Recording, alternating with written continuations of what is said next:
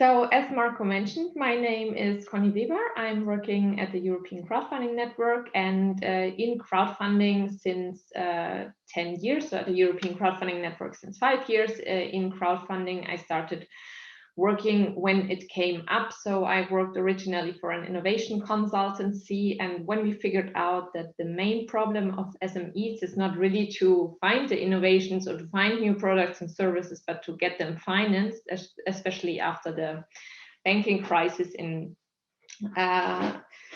2008, we settled up or we became more familiar with crowdfunding.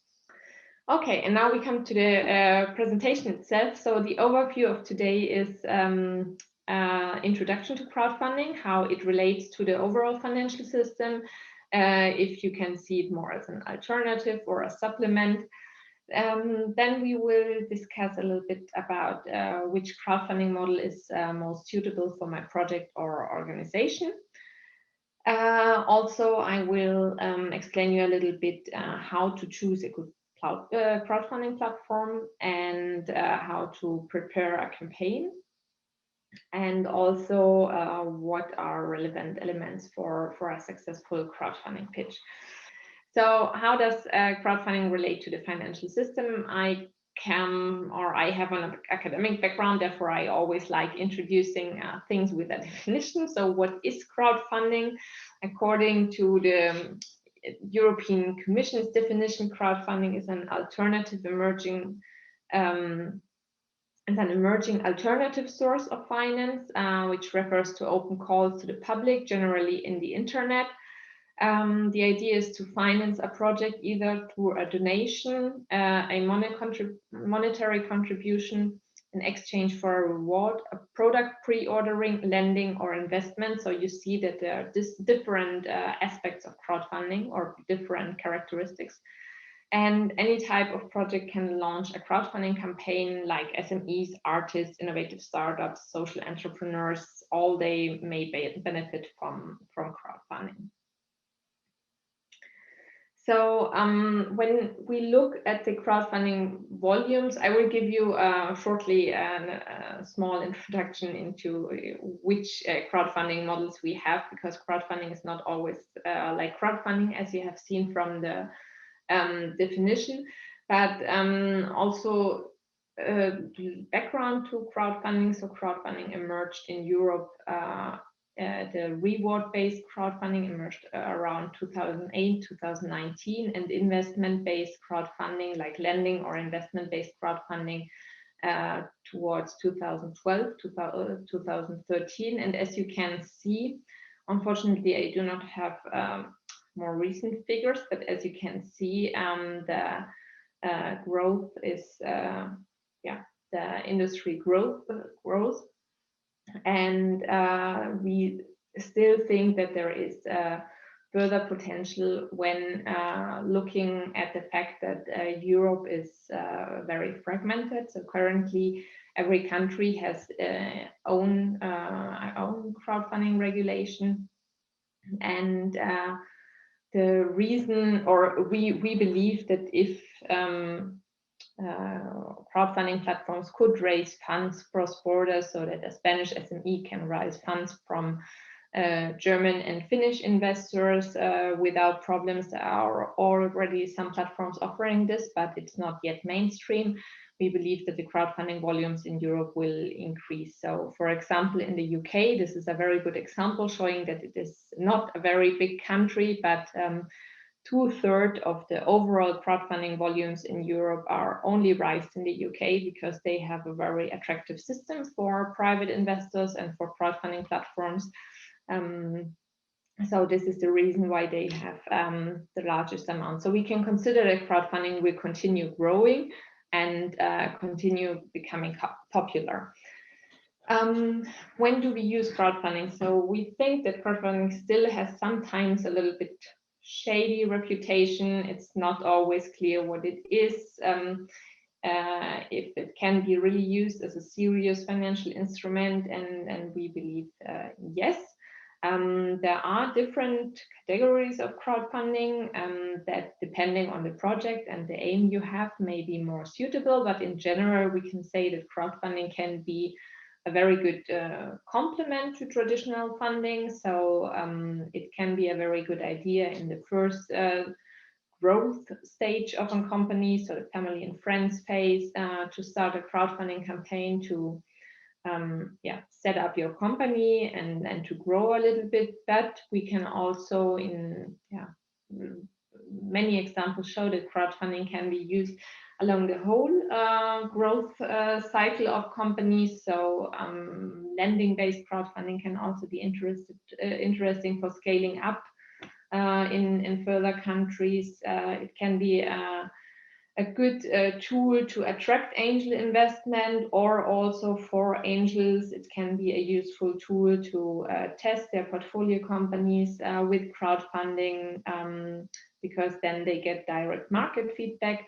Also, venture capital funds screen crowdfunding platforms to look for future ventures, or the way around, that they are already involved in crowdfunding platforms to distribute a little bit the risk. So as you can see, crowdfunding is can be used complementary and is therefore called alternative finance form, because it is an alternative to traditional bank financing, for example.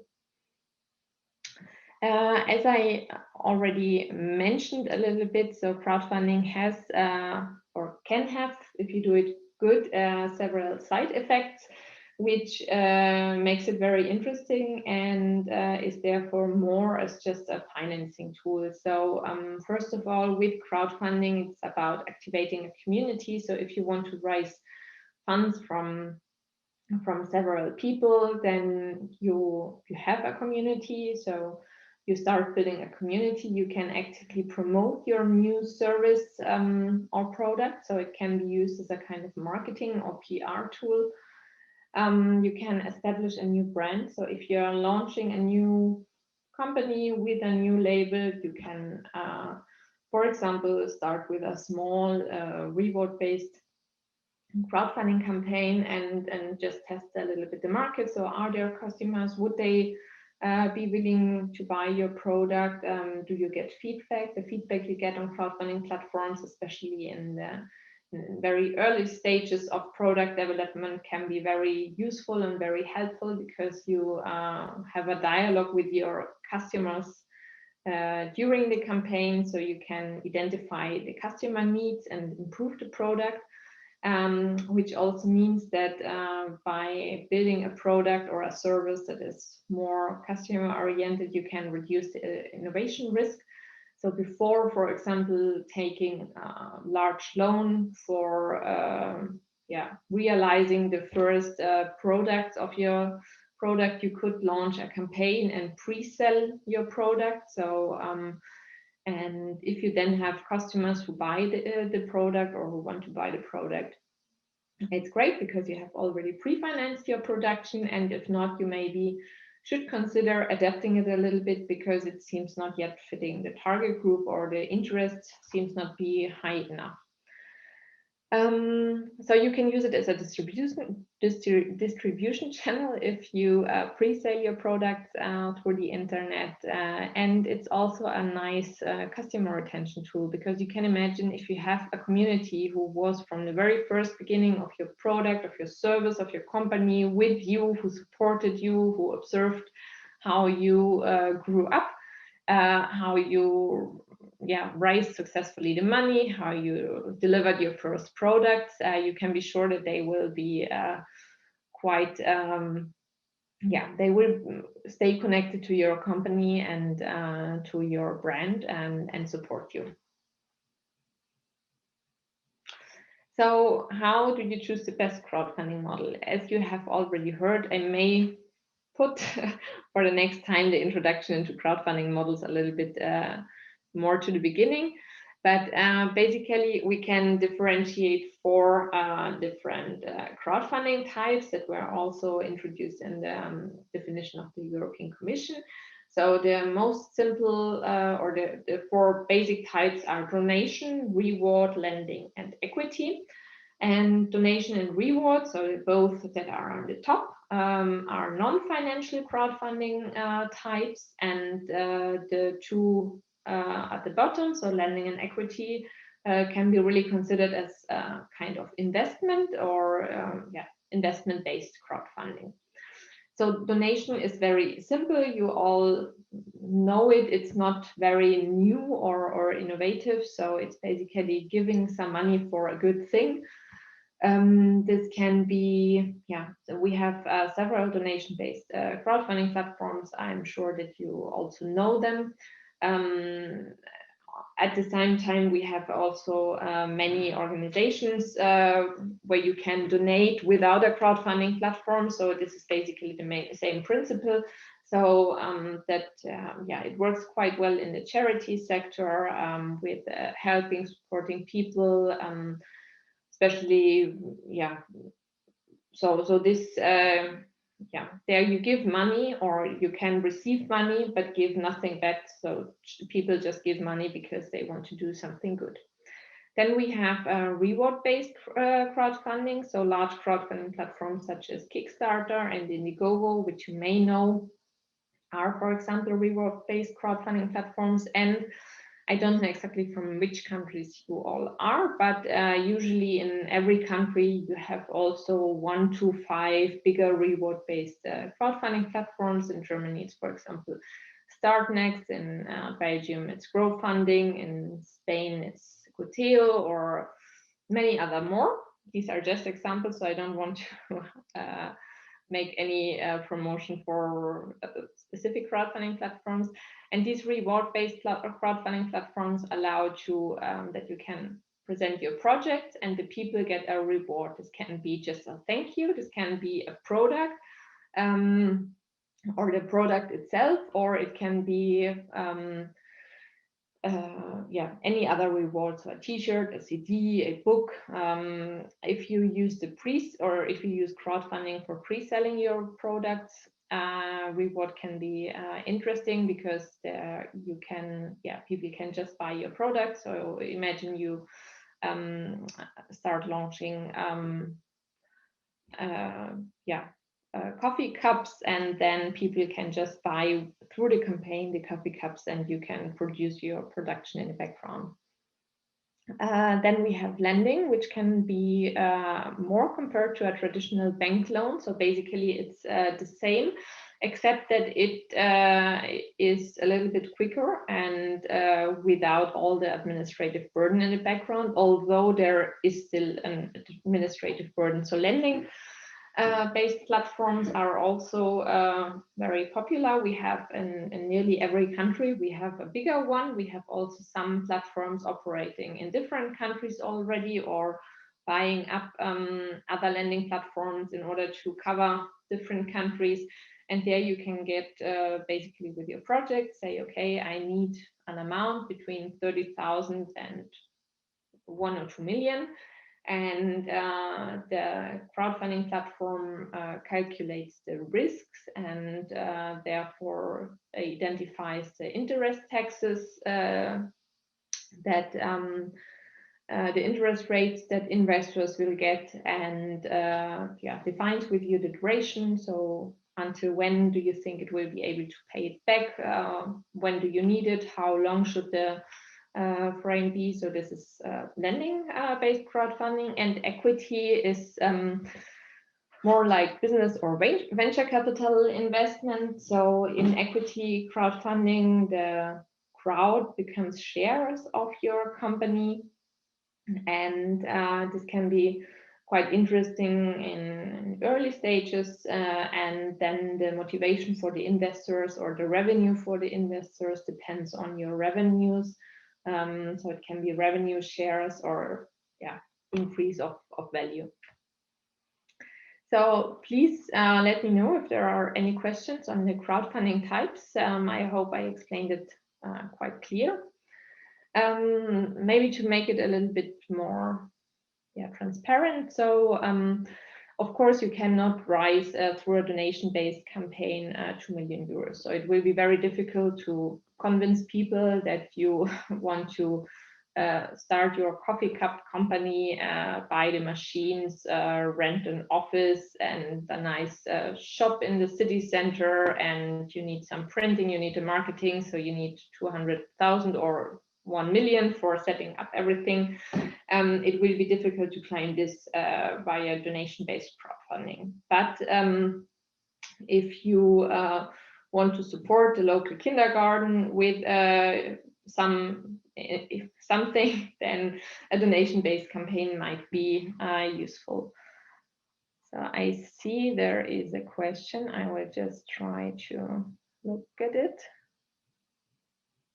I have in the presentation some examples of real cases on lending and equity crowdfunding. So we will see them. I have not picked up too much because I do not want to promote individual crowdfunding platforms, but I have some examples, and I will also give you some names so that you can explore them a little bit. So reward-based crowdfunding can be, as I mentioned, products where you pre-sell your products. It's campaigns up to 100,000 euros or a little bit more, depending on what you do. And it started for the organization of events, so especially in the cultural sector, reward-based crowdfunding is very interesting. So imagine you want to organize an event, and for this you need some liquidity beforehand, and you can, for example, sell the tickets, sell t-shirts, sell CDs through reward-based crowdfunding. And in the case of your product, you may either sell the prototypes or a service. So if you are, for example, offering a tool or an app for language learning, then you may offer the crowd for 15 or for 20 or for 100 euros, some packages, for this app subscription. So these are possible examples. Then in lending, we can divide into peer-to-peer lending and peer-to-business lending. The principle is the same, but peer-to-peer lending is really that you ask private investors to give you money, and or it's for private. No, the peer-to-peer lending is for private proposals, and the peer-to-business lending is for business purposes. So if you want to build your pool in the garden, but you do not have 30,000 euros at hand, but you can pay them back in 5 years, then peer-to-peer lending might be an option to finance your pool, because the bank, for example, says, no, I don't want to give you the money, I don't trust that you can pay it back. And peer-to-business lending is that you want to buy the machines for your production facility, or that you need to invest a little bit in coding and before you can get your app running. So you need some money and lend it from the crowd. And equity is really getting shareholders into the company, so that you increase your equity. Here I have the example. So this is GoFundMe, a quite popular donation-based crowdfunding. So here, for example, the idea is to raise $40,000 for, I think, for a new wheelchair. Yeah, so this is where people do not get back anything, but they want to support this guy to buy a new wheelchair, so they support the campaign. Then we have an example for a reward-based crowdfunding campaign. I think I took this example, maybe from Kickstarter or Indiegogo. I don't know exactly from which platform it is, but as you can see, it's basically it's quite simple to set up a crowdfunding campaign. It's basically a video which should be short and communicate exactly why customers should buy the product and what the added value of your product compared to other products is.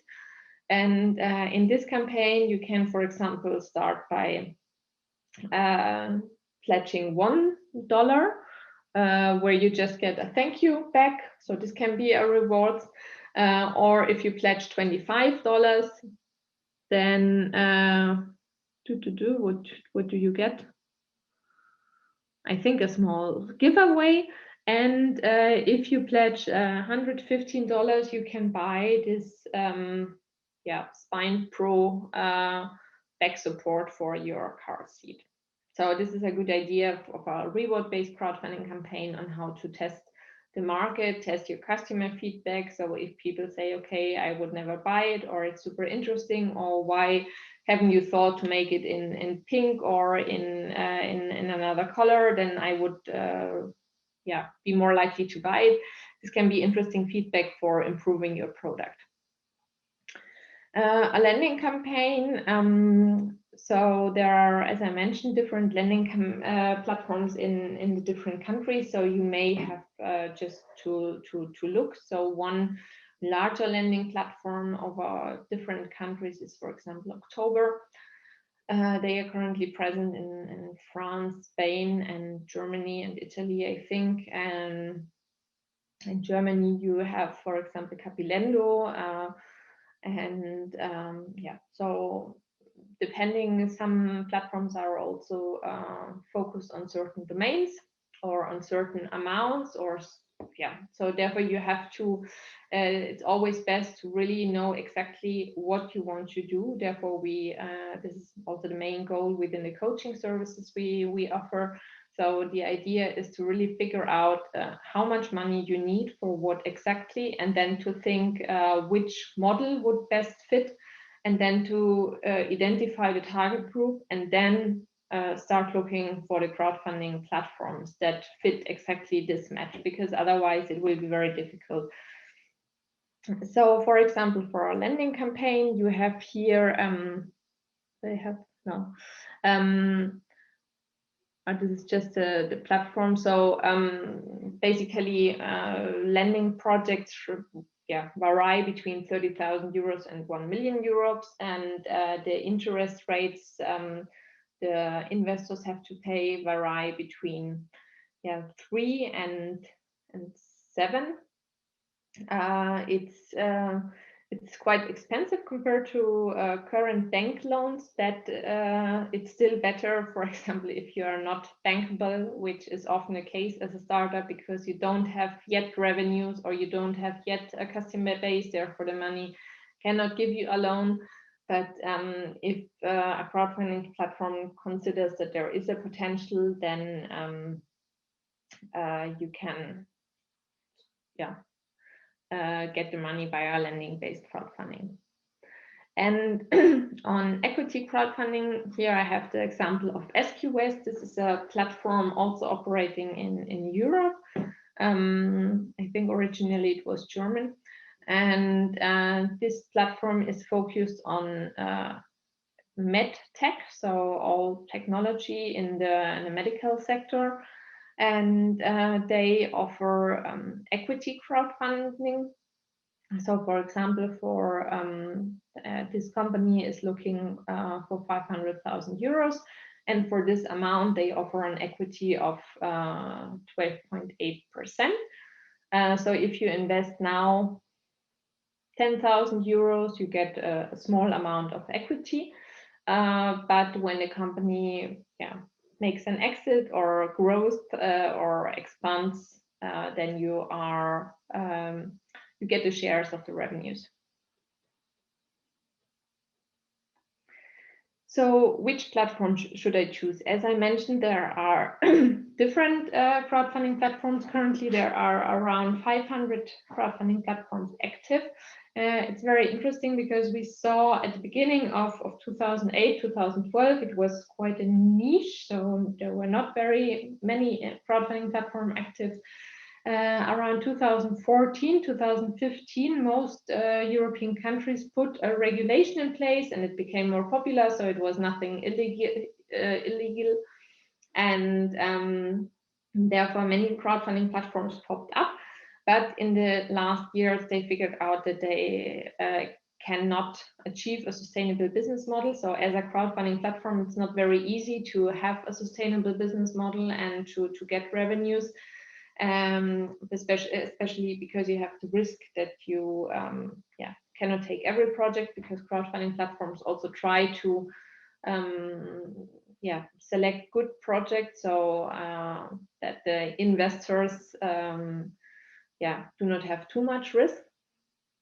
So there was a peak of crowdfunding platforms. I think these 500 active crowdfunding platforms was at the time of the peak, and currently we can observe that some crowdfunding platforms either just close because they are not sustainable, or we can also observe that many crowdfunding platforms currently are merging. At the end of the year, we will have the regulation that allows crowdfunding crossing borders. So this is why many crowdfunding platforms from different countries currently start becoming one in order to be more competitive on a European market. And basically, there are different variables you have to take into account when you choose your crowdfunding platform. So there are platforms, as I mentioned, for example, with SQS, that they have a certain specialization. So if you are in the medtech sector, then another platform or some platforms might be more suitable than other platforms. Some platforms are focused on cultural projects. In principle, or most platforms have a generalistic approach. So as it's difficult to be sustainable as a crowdfunding platform, specialization is a little bit more difficult. But there are also, especially in the field of green energies or solar panels or something, there are some platforms in the lending sector that have focused exactly on renewable energies, for example, and putting solar panels on a roof and giving the money for either the developers or the customers. So specialization is one selection criteria for a crowdfunding platform. Then the allocation of funding. This is also an interesting aspect you should definitely analyze beforehand. There are different crowdfunding models. So the take it all principle, or the all or nothing. So the take it all is that you, for example, you set a funding goal. Usually when you start a crowdfunding campaign, you have a funding goal of 10, 20, 30 or 500,000 euros. And if you do not reach this funding goal, then you can either get the sum you have collected in any cases, or you don't get anything, which also means that you don't have to pay anything in most of the cases, because this is another aspect. So crowdfunding is not the cheapest way of getting funding. So you have also costs. And here it's also difficult to say a specific amount you have, because every crowdfunding platform has its own business model, and there is a wide variety between fees and costs. So you have some pre-campaign costs. Some crowdfunding platforms charge you in order to provide you a good service for the crowdfunding preparation. You have also some not platform related pre-campaign costs. So for example, for creating a video or for creating some photos, you may have some costs you should consider.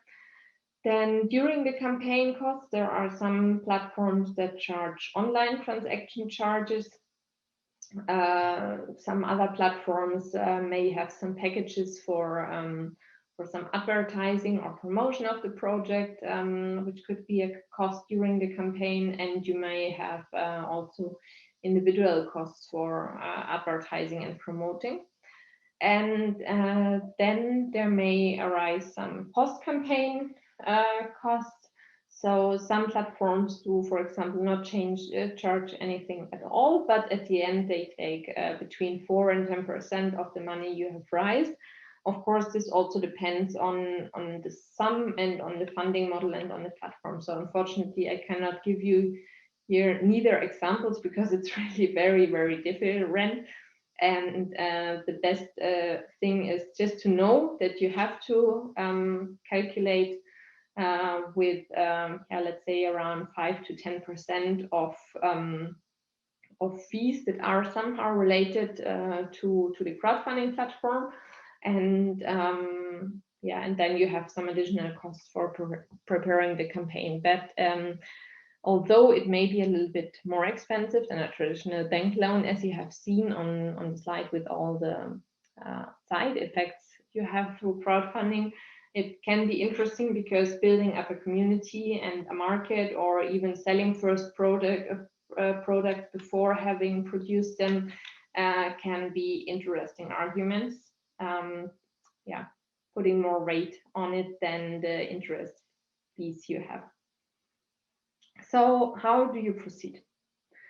The best idea, if you think to start a crowdfunding campaign, is to take your business model canvas you may already have, or which should be definitely a basis for starting a crowdfunding campaign, and convert this business model canvas into a crowdfunding canvas. So basically the crowdfunding canvas is similar tool as the business model canvas, but focusing on the special aspects that are relevant for crowdfunding. So you should definitely think about your vision and motivation. So what are your personal drivers and motivation? Which problem solves your project, and what is the added value for your backers, investors? What is the principal aim of your campaign? So do you really need the money? So do you launch a financial campaign, or do you want to test the market, or do you just want to increase your community and your audience and use it for marketing purposes? So these are aspects you should make clear for yourself. Then, in order to better select the funding model and the platform, you should think about which crowdfunding model could be suitable for your product or for your project. And this should be strongly linked to all the other aspects. So maybe this field of funding model and platform should be filled at the last in collaboration with crowdfunding experts or with the crowdfunding platforms.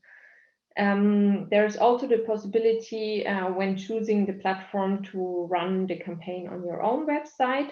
If you already have a big community, if you have a good own website, and if you don't want to lead people to another platform, then this may be a good choice, especially for larger corporations. This can be a good idea.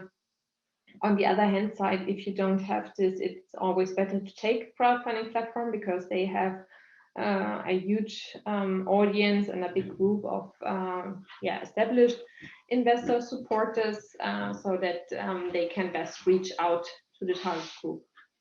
And the platform should, of course, also reflect and match the target group. So therefore, it's also very good to, if you want to start a campaign, to look for similar projects. So if we go back to your coffee cup company, or if we take a language app for bringing together younger and elderly people for learning languages, then it may be very good to just start browsing on larger crowdfunding campaigns if you can find some similar projects, and also look if they were successful or not. This can be a very good start to learn a little bit more which crowdfunding platforms have which target group, to explore there a little bit the projects, and also to analyze the success of some projects, or why some projects were not successful. So sometimes some projects were just not successful because the crowdfunding platform does not have the right audience, or because it was not marketed accordingly. So these are aspects to consider. The project goal and realization are an important part to you should know before you start a crowdfunding campaign. So what is the goal of your project? How is the project realized after successful funding? So you should have a good roadmap of most important milestones. When you do crowdfunding, it is always also recommended after the crowdfunding campaign not to stop completely, but to continue updating the people who supported you. And therefore, it would be good to have in advance already milestones that are reachable. Who is the community you already have and who are relevant multipliers and opinion leaders? This is super important because for everyone who already set up an Instagram account or a Facebook account or a LinkedIn or I don't know what, you always start with 1 or 2 persons who are the followers, and with crowdfunding it's quite similar. So basically these 1 or 2 first persons are maybe your friend and your father who are investing in your project, and now you need to identify the next community or the next persons who can identify. So you will most likely activate all your family and friends to support the campaign, to support your community, and then you may, depending on your domain or depending on the field you work, reach out to some relevant multipliers or opinion leaders who can promote you a little bit or who can bring you more people. It's also good to look to existing networks and communities with whom you are already in touch or not, and discuss before you start the campaign how to best reach them. And you should also define the reward. So depending on the crowdfunding model you choose, it can be interest rates or shares if you do an investment-based crowdfunding. And if you just do a pre-selling, it may be the product, or if you have other rewards, you should define them. Also, cost structure and funding goal are important. So how much funding do you really require for realizing your project? Here you should list the overall project costs, including fees and including all the preparatory costs, and then define which amount shall be covered through crowdfunding. So similar as you would do it with your bank advisor, to calculate the overall costs of the project, and then to see how much money can you bring in, how much money can you get from elsewhere. It's always also good to combine crowdfunding, for example, with a public grant or with a small grant, and to define the cost structure and the goals. Resources are very important, so you should make sure that you have enough time and for planning the campaign or for running the campaign, and also for realizing your project. So this is basic project management, which has nothing to do with crowdfunding, but you should have a good planning, which you already do which you have maybe already defined in the business model canvas. So you should have good planning of the allocation of responsibilities and tasks, not only during the campaign, but also later and during the project. Communication is also very important. So the clearer your message is, desto better you reach your target group. So it's always also recommended to test it. So to show to your friends maybe your video or your main communication and ask them what they think or if they got the story. There should always be a story in mind. This is also what we do during the coaching, so to elaborate a little bit the storytelling behind, and you can think about potential communication channels. So depending on how established your company or your communication channels are, there may be different choices. What are essential things to consider before starting a crowdfunding campaign? So usually a crowdfunding campaign can be split into three different phases.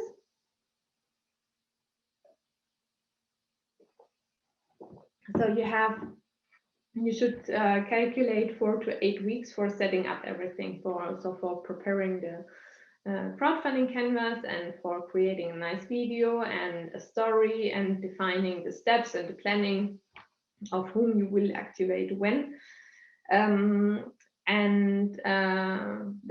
These are also often tasks that are elaborated together with the crowdfunding platform. So I don't want, so the idea of today is to make crowdfunding attractive for you and not to tell you what you should consider, or what are different aspects, because usually crowdfunding platforms support you very, very well. They also have contacts for the video. They can give you hints because they know exactly how to present a product. So you can, therefore you should not worry too much about all the things around, but it's good to know them in order to approach the platform, or in order to make sure that they can support you a little bit with this. Then the second phase, or the most important phase, is the campaign, which can be online between 1 and 3 months.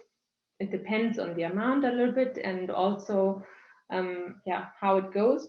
It is always very good to have a so-called lead investor phase. So before you go with your campaign really online, that you already have a small private or not published campaign running, where friends, families, and your closer network can invest, because the more funding you already have, the easier it is to get more. So this is based on research. Many people did it. It's always important that a project, before it really goes live, already has a small amount. Then you should do, during the campaign, of course, some on and offline marketing activities. The platform may offer you some packages to support this, and ongoing supervision and communication are also important. And after the campaign, as I mentioned before, if you invest in a crowdfunding project, which you, by the way, should maybe also do before you start a crowdfunding campaign, is to just invest some euros, or look at different crowdfunding platforms and just observe projects, invest maybe in 1 or 2, and follow them to get a little bit of feeling. This is very recommended. And after the crowdfunding campaign, it's just nice if the people who supported you get some news from you, so that you don't say, okay, I have the money, will now do my project, but that you keep them engaged, or that you use the communication channels you have built also for, I don't know, your next crowdfunding campaign or your next product. So it's always good to have these channels and to report there about the activities. What are success factors? So also based on analysis of successful crowdfunding campaigns, there are 4 main parts. So the one part is the project, the crowd, the communication, and the person. And depending on different success factors, you can use this a little bit to ensure that you have everything. So you should have a clear project description. Also, the project team should be described. Story and innovation should be clear. Graphics and video, they don't necessarily need to be super professional, so they can also be self-made, depending on the target group, depending on the product, depending on the funding amount. Sometimes it's just more sympathetic if you have something not very professional or sophisticated. On the other hand side, if you have a high quality product, you may have a nice illustration or a graphic. And the update and progress of the project should be clear. Then the crowd has different dimensions. So the inner circle is your family and friends, and then the crowd can also be, you should identify if your crowd is more regional or more international. So for example, if you have your company in a certain region, so and you are maybe already established, and you provide there some jobs or some benefits for the region. The people who may invest in your company are most likely regional, because yeah, it's not very obvious for a Spanish or a German investor to invest in a French SME to support the local environment. So there maybe it's a better choice to take a platform that is in the region and where the investors and the target group is from this region. And then there are some products or services that are so specific that it may be difficult to reach a wide audience on a regional or local basis, and therefore it would be good to go more international. So this is also an important choice before selecting the crowdfunding platform, if your target group is more local or if it's more international. Good. Then for your success factor checklist, communication is important. So you should have a communication plan. So when you publish what, where. Of course, if you don't feel comfortable with it, you can seek for support. Either the crowdfunding platform does it, or you have someone who supports you with this. As crowdfunding is online and you communicate through a video, it should be emotional. You should show the passion for your business. You may use social media. It's very recommended. And also currently maybe not in that to that extent, but it's also very good to combine online and offline events. So if you have an exhibition somewhere, you should maybe plan your crowdfunding campaign around this exhibition, so that you can use the exhibition as a kickoff and provide some small cards or flyers with a link or a QR tag to the crowdfunding campaign, so that you combine on and offline a little bit. And crowdfunding should also happen in a personal form.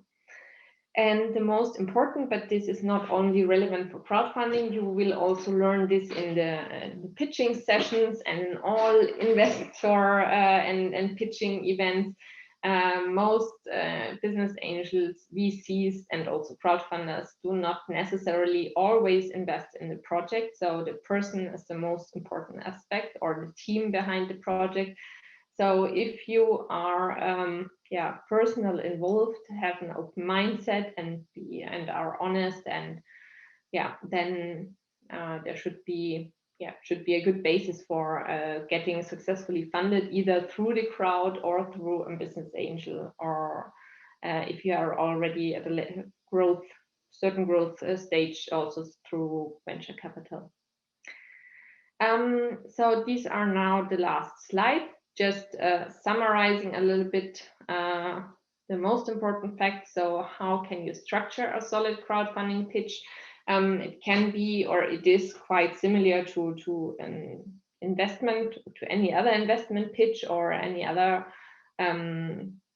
pitch deck. So what are you proposing? Why do you propose it? How do you do it?